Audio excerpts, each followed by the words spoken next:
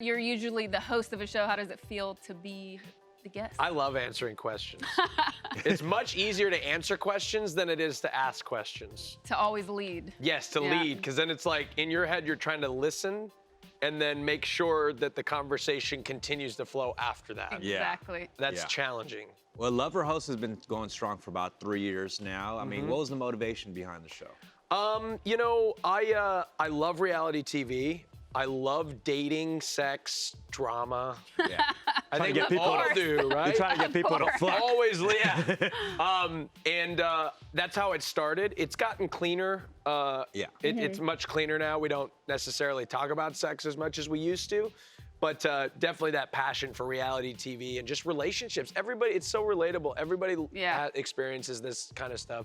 Everybody goes through it, no matter who you are. So I think that's part of the appeal. So with this show being on Twitch, why do you think it works so well, especially when most media right now is short form?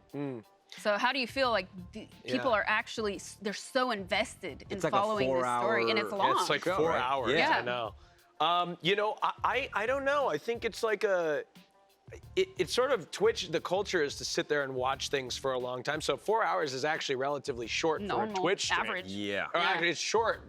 A lot of gamers will go for like 8 Now they're to going 12. like 12 hours. Yeah. Your show's like The Irishman. Sleep. Your show's like The Sleep. Irishman every episode. Yeah, so it's like kind of short, relatively speaking. But so the reason why it's so long is because we had to compete in Twitch with all these long broadcasts. But I think people really like the journey. It's a journey. It's an experience. Right. You know, every round is different and unique, and you know, you're like sort of rooting for what's going to happen. And so I think people just like to stay engaged the whole time. I don't know why. Do you also think that like people feel more invested because they maybe feel a little bit closer to faces they recognize Absolutely. on streams from Twitch Yep. instead of just like some person from Chicago that nobody has ever heard of? Yes, they're very invested.